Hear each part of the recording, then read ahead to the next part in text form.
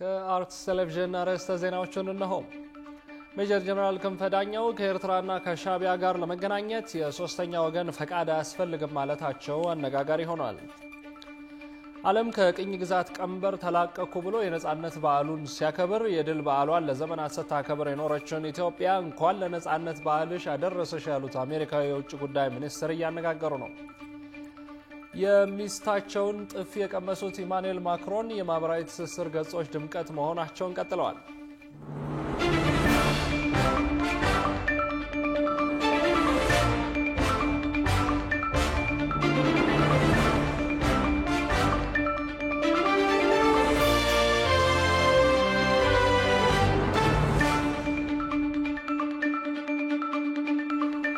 ተመልካቾቻችን እንደምን አላችሁ? ይህ የአፍሪካን ህዳሴ ለማብሰር ከፍ ያለ ዓላማን ይዞ በ24 ሰዓታት ስርጭት ወደ እናንተ የሚደርሰው የአርትስ ቴሌቪዥን የዜና ሰዓት ነው። ከ120 ሚሊዮን በላይ ዜጎች ያሏት ሀገራችንና በሰባት አህጉራት የተከፋፈለችው ዓለማችን እንዴት ዋለች፣ እንዴት ተሳደረች የሚለውን ወደ እናንተ ልናደርስ መጥተናል። ዜናዎቹን ወደ እናንተ የማደርሰው ደግሞ ያብስራ ገዛኝ ነኝ። አብራችሁን ቆዩ። ወደ ቀዳሚው ዜናችን ስናልፍ ሜጀር ጀነራል ክንፈ ዳኘው ከኤርትራና ከሻዕቢያ ጋር ለመገናኘት የሶስተኛ ወገን ፈቃድ አያስፈልግም ማለታቸው አነጋጋሪ ሆኗል። ጀነራሉ ይህንን የተናገሩት ህወሓት ከሻዕቢያ ጋር ግንኙነት የለኝም በሚልበት ጊዜያዊ አስተዳደሩ በበኩሉ ደግሞ ዓላማው ያልታወቀ ከማንኛውም የውጭ ኃይል ጋር የሚደረግ ግንኙነት ተቀባይነት የለውም የሚል ውሳኔ ባስቀመጠበት ወቅት ነው። ጽዮን ለይኩን ዝርዝሩን ይዘዋለች።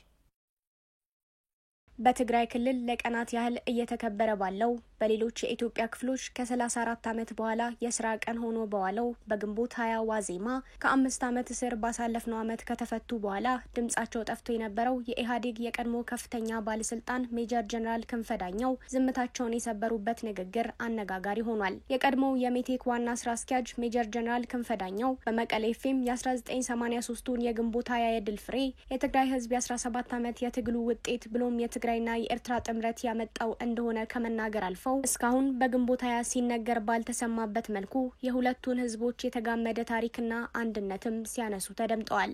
ጀነራሉ ይህን የተናገሩት በሰሜኑ ያለው ፖለቲካ በጦፈበት ከ3 አስርት ዓመታት በኋላ ህወሓትና ሻዕቢያ ግንኙነት መጀመራቸው መነገር ከጀመረ ወራት ባስቆጠረበት በኤርትራ የነጻነት በዓል የህወሓት ስም በክፉ ባልተነሳበት ህወሓት በበኩሉ ከኤርትራ ጋር አለው የተባለውን ግንኙነት በይፋ ባላመነበት ሁኔታ ነው።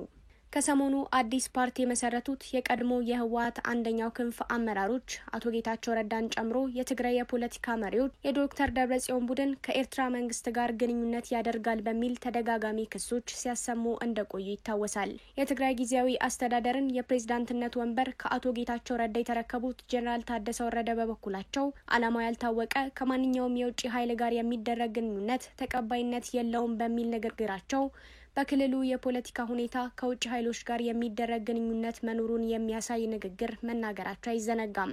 ብሎም የትግራይ ፖሊስ ከሳምንታት በፊት በፌስቡክ ገጹ አስፍሮት በነበረው ጽሁፍ በስለላ በህገወጥ መንገድ ድንበር አቋርጦ ወደ ሌላ ሀገር በመጓዝ በሀገር ሉዓላዊነት ላይ ጉዳት በማድረስ ብሎም በህዝብ መካከል ግጭትና አመጽ በማነሳሳት ድርጊቶች በቁጥጥር ስር ያዋላውን ግለሰብ በጫና ብዛት ለመልቀቅ መገደዱን አስታውቆ ነበር። እነዚህና መሰል ሁኔታዎች የኤርትራን በትግራይ ፖለቲካ ውስጥ መገኘት የሚያመላክቱ እንደሆነ ሲነገር ቢቆይም ዶክተር ደብረጽዮን ብሎም ወይዘሮ ፈትለወርቅ ገብረ እግዚአብሔር የሚመሩት ቡድን ግን የጎረቤቶች ሰላማዊ ግንኙነት መኖር የሚፈጥረውን መረጋጋት ከመናገር ባሻገር እነዚህን ክሶች በይፋ ሲቀበሉ አልታየም። ይሁንና በግንቦት 20 የህወሓት የድል በዓል ዋዜማ ከጊዜያት በኋላ በሚዲያ ብቅ ያሉት ሜጀር ጀነራል ክንፈ ዳኘው ግን የሁለቱን አካላት ግንኙነት አስመልክቶ የተናገሩት ንግግር እነዚህን ወሬዎች የሚያጠናክሩ ሆኗል። የትግራይና የኤርትራ ህዝቦች በምንም ሊቀየር የማይችል ማንነት ታሪክና አንድነት ያላቸው ናቸው ያሉት ጀነራል ክንፈ በሁለቱም ወገኖች መካከል የተፈጠረውን ልዩነት ጊዜያዊ አድርገው ገልጸውታል። አክለውም ከኤርትራ ህዝብ ጋር ወይንም ከሻዕቢያ ጋር ያለውን ፖለቲካዊና ማህበራዊ ግንኙነት ለመመለስ ለሚደረገው ግንኙነትም የሶስተኛ ወገን ፍቃድ አያስፈልግም ማለታቸው ሰፍሯል። ዓለም ከቅኝ ግዛት ቀንበር ተላቀኩ ብሎ የነጻነት በዓሉን ሲያከብር የድል በዓሏን ለዘመናት ስታከብር የኖረችውን ኢትዮጵያ እንኳን ለነጻነት በዓልሽ አደረሰሽ ያሉት የአሜሪካዊ የውጭ ጉዳይ ሚኒስትር እያነጋገሩ ነው። የሚኒስትሮች ምክር ቤት ባወጣው አዲስ አዋጅ እውቅና እንኳን ያልተሰጠውን ግንቦት 20 ውጭ ጉዳይ ሚኒስትሩ የነጻነት በዓል ብለው መጥራታቸው ያልተለመደ ከመሆኑም በላይ በብዙዎች ዘንድ ግርታን ፈጥሯል። ሩሃ ግርማ ተጨማሪ አላት። በኢህአዴግ ዘመነ መንግስት በድምቀት ይከበር የነበረው ግንቦት 20 ይጠቀስ የነበረው የደርግ መንግስት የተገረሰሰበት የድል በዓል ቀን በሚል ነው። በመንግስት ደረጃ የሚከበረው ይህ ቀን ሲታሰብ ስራና ትምህርት ጭምር ዝግ ይደረግ ነበር። የጠቅላይ ሚኒስትር አብይ አህመድ መንግስት ወደ ስልጣን ከመጣ በኋላ ለተወሰኑ ዓመታት በዓሉ መከበር ቢቀጥልም አከባበሩ መቀዛቀዝ ታይቶበታል። በዘንድሮ ዓመት ደግሞ ከዚህ ቀደም ከነበረው በተለየ ስራና ትምህርት ዝግ አልተደረገም። እንደ አዲስ አበባ የትምህርት ቢሮ ያሉ ተቋማት በዛሬው ዕለት ስራ ዝግ እንዳይሆን ለሰራተኞቻቸው መልእክት አስተላልፈዋል። ዘንድሮ ዕለቱ ዝግ ያልተደረገው የህዝብ በዓላትንና የእረፍት ቀንን ለመወሰን የተዘጋጀው አዲሱ አዋጅ ሰኔ 2016 ዓ.ም መጽደቁን ተከትሎ ነበር። ግንቦት 20 እስካለፈው ዓመት ድረስ ሲከበር የነበረው ምንም አይነት ህጋዊ እውቅና ሳይሰጠው ነው። እስካለፈው ዓመት ድረስ የሀገሪቱን ብሔራዊ በዓላት በተመለከተ ጥቅም ላይ ሲውል የነበረው ህግ ጊዜያዊ ወታደራዊ አስተዳደር ደርግ በ1967 ዓ.ም ያወጣው አዋጅ ሲሆን ኢህአዴግ ወደ ስልጣን ከመጣ በኋላ በ1988 ዓ.ም በዚህ አዋጅ ላይ መጠነኛ ማሻሻያ አድርጓል። ኢህአዴግ በማሻሻያው የአርበኞች ቀንን በፊት ይከበርበት ከነበረው መጋቢት 28 ቀን ወደ ሚያዝያ 27 ቀን ከመቀየር ውጪ ግንቦት 20ን በብሔራዊ በዓልነት ሳያካትት ደርግ በ1967 ዓ.ም ያወጣውን አዋጅ ነበር መተግበር የቀጠለው። ባለፈው ዓመት የወጣው አዲስ አዋጅም በዘረዘራቸው ብሔራዊ በዓላት ውስጥ ይህ ቀን አልተጠቀሰም። ከዚህ ባሻገር አዋጁ ከዚህ አዋጅ ጋር የሚቃረን ማንኛውም ልማዳዊ አሰራር በዚህ አዋጅ በተሸፈኑ ጉዳዮች ላይ ተፈጻሚነት አይኖረውም የሚል አንቀጽ በማካተቱ በአመላካች መንገድ የግንቦት 20ን አከባበር አስቀርቷል። ይሁንና የአሜሪካው የውጭ ጉዳይ ሚኒስትር ማርኮ ሩቢዮ በአነጋጋሪ ሁኔታ እንኳን ለ34ኛ ዓመት የነጻነት በዓላችሁ አደረሳችሁ የሚል መልእክት ማስተላለፋቸው ግርታን ፈጥሯል። የውጭ ጉዳይ ሚኒስትሩ በመግለጫቸው በዩናይትድ ስቴትስ ኦፍ አሜሪካ ስም ለ34ኛው የነጻነት ክብረ በዓል የእንኳን አደረሳችሁ መልካም ምኞቴን አቀርባለሁ ብለዋል። መላው ዓለም ከቀኝ ግዛት ቀንበር ተላቀቅኩ ብሎ የነጻነት በዓሉን ሲያከብር የጠላት ጦርን አንበርክካ የድል በዓልን ስታከብር የኖረችውን ኢትዮጵያን ይባስ ብሎም የሚኒስትሮች ምክር ቤት ባሳለፍነው ዓመት የህዝብ በዓላትንና የበዓላት አከባበርን ለመወሰን ባወጣው አዲስ አዋጅ እውቅናን እንኳን ላልሰጠው ግንቦት 20ን የአሜሪካ የውጭ ጉዳይ ሚኒስትር የነጻነት በዓል ብለው መጥራታቸው ያልተለመደ ከመሆኑም በላይ በብዙዎች ዘንድ ግርታን የፈጠረ ነው። በአሜሪካ የውጭ ጉዳይ ሚኒስትር መስሪያ ቤት ፊት ገጽ ላይ ከተጋራ ከሰዓታት በኋላ እንዲነሳ መደረጉ ደግሞ ነገሩን ይበልጥ አነጋጋሪ አድርጎታል። ከጥቂት ቀናት በፊት በኢትዮጵያ የአሜሪካው አምባሳደር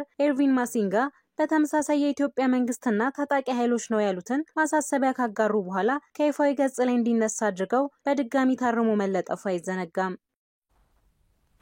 የሚስታቸውን ጥፊ የቀመሱት ኢማኑኤል ማክሮን የማህበራዊ ትስስር ገጾች ድምቀት መሆናቸውን ቀጥለዋል። የፈረንሳዩ ፕሬዝዳንት ሚስቴ በጥፊ የመታችኝ ስለምንቃለድ ነው ቢሉም ሁኔታውን በተመለከተ በማህበራዊ ትስስር ገጾች ቀልድና ፌዝ ከሚያጋሩ ሰዎች ግን ማምለጥ አልተቻላቸውም። እኛም በጉዳዩ ላይ ከተጋሩ ቀልዶች መካከል አዝናኞቹን መራርጠን ወደ እናንተ ለማድረስ ወደናል። የውጭ ትንታኔና ዓለም አቀፍ ጉዳዮች ዘጋቢያችን ቃል ኪዳን ይጥና እንደሚከተለው አሰናድቶታል። Macron, President of France, was once hailed as Europe's bright young hope, the youngest leader since Napoleon. But behind the polished image and elite education is a story driven more by high finance than public connection.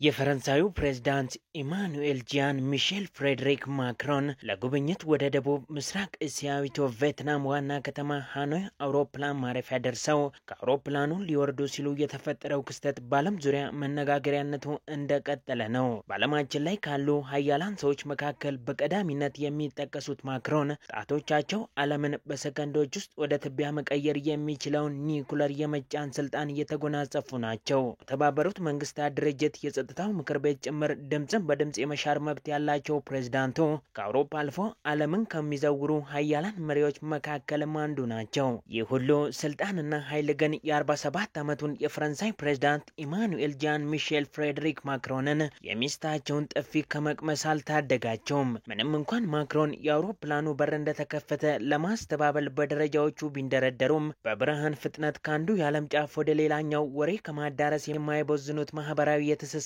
ገጽ ተጠቃሚዎች ግን አጋጣሚውን የፈረንሳዩ ፕሬዝዳንት በሚስታቸው በጥፊ ተመቱ ብለው ብቻ ለማለፍ አልወደዱም። ይልቁንም ማክሮን በሚስታቸው በቦክስ ቀለበት ውስጥ ሲነረቱ ከማሳየት እስከ ጥፊ መከላከያ ሄልሜት አድርገው እስከ ማቅረብ የደረሱ ብዙ ቀልዶችን ለማጋራት ነው የመረጡት። እኛም ከተጋሩት ቀልዶች መካከል አዝናኞቹን መርጠን እንደሚከተለው ወደ እናንተ ለማድረስ ወደናል። ተወዱታላችሁ ብለንም ተስፋ እናደርጋለን።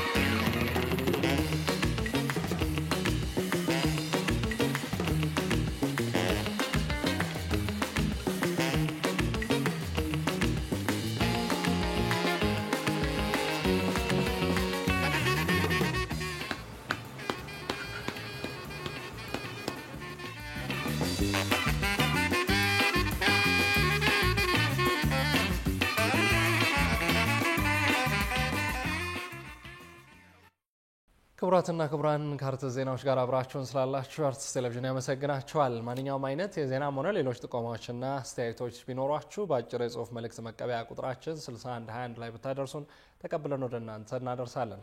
አሁን ደግሞ የዕለቱን ዋነኛ ጉዳይ እናስታውሳቸውና እንመለሳለን። ሜጀር ጀነራል ክንፈ ዳኘው ከኤርትራና ከሻዕቢያ ጋር ለመገናኘት የሶስተኛ ወገን ፈቃድ አያስፈልግም ማለታቸው አነጋጋሪ ሆኗል። ከቆይታ በኋላ የተመራረጡ ልዩ ልዩ ስፖርታዊ መረጃዎችን ወደ እናንተ እናደርሳለን። ይጠብቁን። አሜሪካ ዶላርን እንደ ጦር መሳሪያ እየተጠቀመችበት ነው ተባለ። አገሪቱ ይህንን ማድረግ ካላቆመች ኢኮኖሚዋ በቅርብ ጊዜ ውስጥ ያልታሰበው ውድቀት ሊገጥመው እንደሚችል የምጣኔ ሀብት ባለሙያዎች ተናግረዋል። ብዙነህ እንዳለ ዝርዝር አለው። ከ1940ዎቹ በፊት የዓለም ሀገራት ለዓለም አቀፍ ግብይት የወርቅ ክምችትን እንደ ዋስትና ይይዙ ነበር። የሁለተኛው የዓለም ጦርነት መጠናቀቅ ላይ ማለትም በ1944 የዓለማችን 44 ሀገራት ተሰባስበው በወርቅ የሚኖረውን የአቻ ተመን ወደ አንድ ጠንካራ ወደሚባል ገንዘብ እንዲለወጥና ዓለም አቀፍ ግብይትን ለማከናወን ጥቅም ላይ እንዲውል ሀሳብ አመጡ። በወቅቱም በሁለቱ የዓለም ጦርነቶች ያልተዳከመችውና ከአውሮፓ ሀገራት የተሻለ የተረጋጋና ጠንካራ ኢኮኖሚ የነበራት አሜሪካ ስለነበረች በስምምነቱ ዶላር የዓለም አቀፍ መገበያያ ወርቅን ወክሎ እንዲመነዘር ወሰኑ። ይህም ስምምነት ብሪተን ውድ አግሪመንት ይባላል። አንዳንድ ኢኮኖሚስቶች በወቅቱ የአሜሪካ ዶላር ከሁለተኛው የዓለም ጦርነት በፊት ጠንካራ የነበረውን የእንግሊዙን ገንዘብ ማለትም ፓውንድን ቀምቶታል ይላሉ። በዚህም ምክንያት የአሜሪካ ኃያልነት እያደገ መጥቶ ዶላርን በቁጥጥሯ ስር በማድረጓ እሷ ያልተመቻትን ሀገር ላይ ማዕቀቦችን በመጣል ዶላርን እንዳይጠቀሙ ማድረግ መጀመሯም ይነገራል። የኢኮኖሚ ባለሙያው ዶክተር ቆስጠንጢኖስ በርሀ ተስፋ አሜሪካ ዶላርን እንደ ጦር መሳሪያ የተጠቀመችበት በመሆኑ ሀገራት የዶላርን አቅም ለማዳከም እንቅስቃሴ ማድረግ መጀመራቸውን ይናገራሉ። ይሄ ለረጅም ጊዜ ቆይቶ ለዩናይትድ ስቴትስ ከፍተኛ ጥቅም የሚሰጥና የዓለምን የኢኮኖሚ ያረጋት የዶላር መገበያያ መሆኑን ነው። ምክንያቱም እያንዳንዱ ዶላር በተዘዋወረ ቁጥር ለዩናይትድ ስቴትስ ኢኮኖሚ ከፍተኛ ጥቅም ነው የሚሰጠው። ዩናይትድ ስቴትስ ሌላው ጥቅሟ ምንድነው? ዶላርን የምትቆጣጠረው እሷ ስለሆነች ሀገራት ከእሷ ጋር በሚጣሉበት ጊዜ ማዕቀብ እያደረገች በዩናይትድ ስቴትስ ሴኪሪቲ ካውንስል ሳይሆን በራሷ ማዕቀብ የማድረግ ችሎታ ሰጥቷታል። በሩሲያ ላይ ማዕቀብ አድርጋለች፣ በኢራን ላይ ማዕቀብ አድርጋለች፣ በሱዳን ላይ ማዕቀብ አድርጋ ነበር ለ20 ዓመታት እና ይሄ አሜሪካ የምትለው ማዕቀብ ሰልችቶታል። ሰው እንደፈለገች ነው የምታደርገው እና ዓለም ትልቅ ኢኮኖሚ ናት። በዚህ ላይ ዶላር እሷ ነው። ስለዚህ ዲዶላራይዜሽን ወይም ደግሞ ከዶላር እንውጣ የሚል ስሜት የመጣውን አሜሪካ እንደ ጦር መሳሪያ ስለምትጠቀምበት ነው ዶላር። በተለይ ሩሲያ የዩክሬን ጦርነት ከተጀመረ በኋላ በብሪክስ በኩል ከፍተኛ ድምጽ የምታሰማ ያለች በዚህ ጉዳይ ላይ ሩሲያ ናት። የየሀገራት ኢኮኖሚ አቅም የአሜሪካን አቅም ተገዳዳሪ ለመሆን አሜሪካ በብዙ ሀገራት ያላት ወዳጅነትና ጣልቃ ገብነት ከፍተኛ መሆን የአሜሪካ ማዕከላዊ ባንክ ገንዘቡን ወይም ዶላሩን ለማስተዳደር የሚወስደው የወለድ ማሻሻያና የዋጋ ንረትን ተቆጣጥሮ ለማቆየት ባላቸው ጥረት ዶላር አሁንም ድረስ በጣም ተፈላጊ የገንዘብ አይነት ሆኖ ቆይቷል። ነገር ግን ዶላርን በተጠቀሙ ቁጥር የሚከፈለው የአገልግሎት ክፍያ ከፍ ያለ መሆን ሀገራት ዶላርን ከመጠቀም ይልቅ እርስ በርስ መገበያየትን ተመራጭ እያደረጉ ነውም ተብሏል። ግን ምንድነው እርስ በራሳቸው ገንዘብ መገበያየት ጀመሩ። አሁን ሩሲያ ለቻይና በሩብል በዩዋን ትሸጣለች። ከቻይና የምትገዛው ነው በሩብል ትከፍላለች። ህንድና ሩሲያም እንደዚህ ያደረጉ ነው ያሉት። ሳውዲና ኤሚሬቶችም ከቻይና ጋር እንደዚህ አይነት ስምምነት ያዋሉ ይመስለኛል። እኛም ይሄ ከረንሲ ስዋፕ የሚባል ኢትዮጵያ ጀምራለች ከዩኤም ጋራ ከቻይናም ጋራ። ስለዚህ በገንዘባችን ነው የምንገበያየው ማለት ነው። የአፍሪካ ኤግዚም ባንክ የሚባለው ኤክስፖርት ኢምፖርት ባንክ አሁን ምን ያደረገን ያለው እኛ ከናይጄሪያ ነዳጅ ብንገዛ በብር እንከፍላለን። ናይጄሪያ ከኛ ቡና ቢገዙ በናይራ ይከፍላሉ። አፍሪካ ኤግዚም ባንክ ሁለቱን ገንዘቦች እያለዋወጠ አፍሪካውያን በራሳቸው ገንዘብ እንዲገበያዩ ለማድረግ ጥረት እያደረገን ያለው ይሄ ከዶላር ጫና ያወጣናል። ይሄ ማለት ዩናይትድ ስቴትስ ማዕቀብ ማድረግ አትችልም ማለት ነው። ሁለተኛ በዶላርና በሌሎች ውጭ ምንዛሬም በምንገበያይበት ጊዜ የሚከፈሉት ኮሚሽኖችና የአገልግሎት ዋጋዎች በጣም ከፍተኛ ናቸው። ያንን ለማራቅ ነው። በዓለም ላይ የዶላር አጠቃቀም 3 ባህሪን ይዟል። አንደኛው ዶላርን እንደ ገንዘባቸው አቻ አድርገው የሚጠቀሙ ሀገራት ሲሆኑ እነዚህም ከ65 ሀገራት በላይ ናቸው። ማለትም አንድ የራሳቸውን ገንዘብ $1 እንደማለት ነው። ስለዚህም በገበያቸው ዶላርን ቀጥተኛ መገበያያ አድርገው ይጠቀማሉ። ሁለተኛው ዶላርን ከሀገራቸው ገንዘብ ጎን ለጎን እንደ ህጋዊ መገበያያ የሚጠቀሙ ሀገራትም ሲሆኑ ሶስተኛው ሀገራት ደግሞ ልክ እንደ ኢትዮጵያ ዶላርን በብሔራዊ ወይም በባንኮች እየተመነዘረ እንጂ ገበያ ውስጥ ዶላርን ከፍሎ መጠቀም የማይፈቅዱ ሀገራትም አሉ። ከቅርብ ጊዜ ወዲህ በርካታ ሀገራት ጠንካራ ኢኮኖሚ እየፈጠሩ መምጣት፣ ያደጉ ሀገራትም ብድር የመውሰድ ፍላጎት መቀነስ፣ የሀገራትን የንግድ ትብብር መጠናከር መጀመርና የአሜሪካን ጫና ላለመቀበል መወሰን መጀመሩ ተደማምሮ ጠንካራ ገንዘቦች መፈጠር ጀምረዋል። ዶክተር ኮንስታንቲኖስም በዚህ ምክንያት የአሜሪካ ኢኮኖሚ ከጊዜ በኋላ ያልታሰበ ውድቀት ሊገጥመው እንደሚችልም ይናገራሉ። ዋናው መሰረታዊ ምክንያት ግን ዩናይትድ ስቴትስ ዶላሩን እንደ ጦር መሳሪያ እየተጠቀመችበት ስለሆነ ይሄ ሃርድ ፓወር የሚባል ያንን ለማስቆም ነው ጥረት የሚደረገው ያለው። ዶላር ግን የዓለም መገበያያ ስለሆነና ተፈላጊ ገንዘብ ስለሆነ ወደ 80% የሚሆን የዓለም ሸቀጥ አሁን በዶላር ነው የሚካሄደው። ከዛ ለማውጣት በሚደረገው ጥረት ፕሬዚደንት ትራምፕ ማዕቀብ አደርጋለሁ የሚሉት ባዶ ጩኸት ነው። ምክንያቱም የእሳቸው አሁን ታሪፍ እንኳን አደርጋለሁ ብሎ እስከ 145% ድረስ በአንዳንድ ሀገር ላይ የጫኑት ታሪፍ አላዋጣ ብሏቸው እየመለሱት ነው ያሉት። ስለዚህ በዚህ ሁሉ ጉዳይ የምትጎዳው ዩናይትድ ስቴትስ ናት። ዩናይትድ ስቴትስ እስካሁን ድረስ በዶላር ያገኘች ጥቅም ልዩ ፕሪቪሌጅ ነው። ሁለት የፈረንሳይ ፕሬዚደንቶች በዚህ ጉዳይ ላይ ሰፋ ያለ ንግግር አድርገዋል በአንድ ወቅት። ስለዚህ አሁን የዲዶላራይዜሽን የሚባለው ዩናይትድ ስቴትስ በዚህ በተለይ በትራምፕ አድሚኒስትሬሽን ባለው የትራምፕ የታሪፍ ማስፈራራት የሚቀጥል ከሆነ ዶላር እያሽቆለቆለ ይሄድና ዲዶላራይዜሽን የሚቀር ነገር አይደለም፣ ጊዜ ይወስዳል። አሜሪካ ብዙ ታገላለች፣ ግን የአሜሪካ ኢኮኖሚ የማሽቆልቆያው መሰረት ድንጋይ የሚጣልበት እሱ ይመስለኛል። ወጣቱ ኢትዮጵያዊ የዓለም የሰላም አምባሳደሮች ሽልማት ተበረከተለት። ስለሺ ኡመር የተሰኘው ኢትዮጵያዊ የስቶክሆልም የዓለም የሰላም አምባሳደሮች ሽልማት የተበረከተለት ሲሆን የሰላም አምባሳደር የሚል ማዕረግም ተችሮታል። የስቶክሆልም የዓለም ሰላም ሽልማት በሰላም ዙሪያ ስኬታማ ስራዎችን ላከናወኑ ግለሰቦችና ተቋማት የሚበረከት ሽልማት ሲሆን የሰላም አምባሳደር ስለሺ ኡመርም በሰላም በዲፕሎማሲ በወጣቶች ሁለንተናዊ ተሳትፎ ተጠቃሚነት በስብዕና ግንባታና በተያያዥ መስኮች ላይ ከፍተኛ ስራዎችን እያከናወነ የሚገኝ ተጽዕኖ ፈጣሪ በመሆኑ ያገኘው ሽልማት ስለመሆኑም ተገልጿል። ክቡራን ተመልካቾች አሁን ልዩ ልዩ ስፖርታዊ መረጃዎቻችንን ወደ እናንተ የምናደርስበት ሰዓት ላይ ደርሰናል። ስፖርታዊ መረጃዎቹ በባልደረባችን ሷሊ መሐመድ ወደ እናንተ ይደርሳሉ። ከመረጃዎቹ ጋር መልካም ቆይታ። የምሽት ስፖርታዊ መረጃዎቻችንን ከሀገር ውስጥ ስንጀምር የ32ኛ ሳምንት የኢትዮጵያ ፕሪሚየር ሊግ ተጠባቂ 3 ጨዋታዎች ነገ ይደረጋሉ። ረፋድ 3 ሰዓት ተኩል ላይ አዳማ ከተማ ከሀዲያ ሆሳዕና የሚገናኙ ይሆናል። ወራጅ ቀጠና ውስጥ የሚገኙት አዳማ ከተማዎች ኢትዮጵያ ንግድ ባንክን አሸንፈው ተነቃቅተው ሲመጡ 6ኛ ደረጃ ላይ የሚገኙት ሀዲያ ሆሳዕናዎች ከኢትዮ ኤሌክትሪክ ጋር ነጥብ ተጋርተው መጥተዋል። ጨዋታው በሁለቱም ቡድኖች ወሳኝ ቢሆንም በሜዳው የሚጫወተው አዳማ ከተማ ከወራጅ ቀጠናው ለመውጣት ብርቱ ተጋድሎ እንደሚያደርግ ይጠበቃል። ጨዋታዎቹ ከሰዓት በኋላም ሲቀጥሉ ቀን 9 ሰዓት ኢትዮጵያ ቡና ከወልዋሎ አዲግራት ዩኒቨርሲቲ ጋር ይገናኛሉ።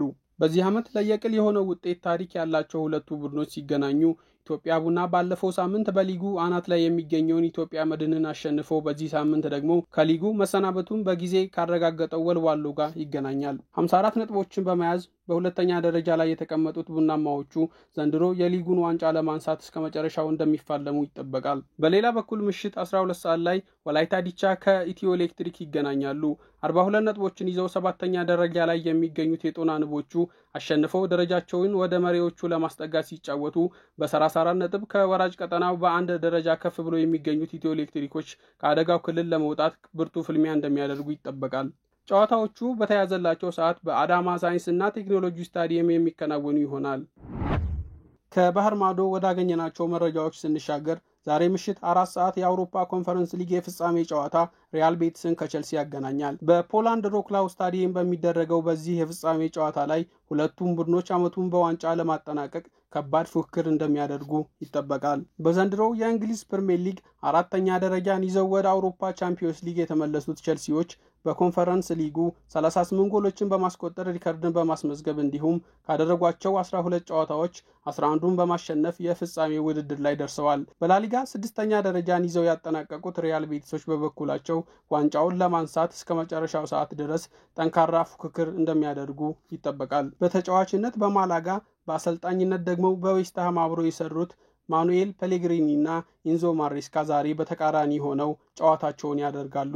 የሪያል ቤቲሱ ዋና አሰልጣኝ ማኑኤል ፔሌግሪኒ ቡድናቸው ዛሬ ምሽት ደጋፊዎችን ለማስደሰት እንደሚጥር ገልጸዋል። ለደጋፊው ደስታን ለማምጣት ትልቅ የኃላፊነትና በራስ መተማመን ስሜት ይሰማናል ሲሉ የተደመጡት አሰልጣኙ ቸልሲን ማክበር አለብን፣ እነሱ አስደናቂ አቅም ያላቸው ተጫዋቾች አሏቸው ሲሉ ተናግረዋል። የሰማያዊዎቹ አሰልጣኝ ኢንዞ ማሬስካ በበኩላቸው ጥሩ የውድድር ዓመት ነው ያሳለፍነው፣ ነገር ግን ዋንጫውን ማሸነፍ ከቻለን ምርጥ ዓመት መሆን ይችላል። ቸልሲ ሁሉንም የአውሮፓ መድረክ ዋንጫዎች ማሸነፍ ይችላል። ይህ ከሆነ ለክለብ እና ለደጋፊዎቹ ደስተኛ እሆናለሁ ብለዋል። ቸልሲ በፖላንድ ሪያል ቤቲስን ካሸነፈ አራቱንም ዋና የአውሮፓ ውድድሮች በማሸነፍ የመጀመሪያው ክለብ ይሆናል። ዘንድሮ ለአራተኛ ጊዜ የሚካሄደው የኮንፈረንስ ሊግ እስካሁን ድረስ ሮማ፣ ዌስትሃም እና ኦሎምፒያኮስ ዋንጫውን ያነሱ ሲሆን አራተኛ ቡድን ማን ይሆናል የሚለው የሚጠበቅ ይሆናል። በመጨረሻም ወደ ዝውውር መረጃዎቻችን ስንሻገር በማንቸስተር ዩናይትድ በጥብቅ የሚፈለገውን የሊዮኑን የፊት መስመር ተጫዋች ሪያን ቼርኪን ለማስፈረም የፔፕ ጋርዲዮላው ማንቸስተር ሲቲ እንቅስቃሴ መጀመሩን ፋብሪዚዮ ይፋ አድርጓል። በሌላ በኩል በማንቸስተር ሲቲ 10 አስደናቂ ዓመታትን አሳልፎ በአመቱ መጨረሻ የተሸኘው ቤልጂየማዊው አማካይ ኬቨን ዲ ብሩይን የዘንድሮውን የጣሊያኑን ሻምፒዮን ናፖሊን ለመቀላቀል ከጫፍ እንደደረሰ መረጃዎች እየወጡ ይገኛሉ። ዛሬ በወጡት መረጃዎች መሰረት የተጫዋቹ ተወካዮች ከክለቡ ጋር ያለውን ንግግር ለመጨረስ ወደ ስፍራው ማቅናታቸው እየተነገረ ይገኛል። ውድ ተመልካቾቻችን የአርትስ ቴሌቪዥን የሰዓቱ ዜናዎች የተከታተላችሁትን ይመስሉ ነበር። ስለሰጣችሁን ጊዜ ከልብ እያመሰገንን ከዜናዎቹ ጋር ያብስራ ገዛኸኝ ቆይታ አድርጌያለሁ። ከቀሪ ጣቢያችን ዝግጅቶች ጋር መልካም ጊዜ ተመኘን።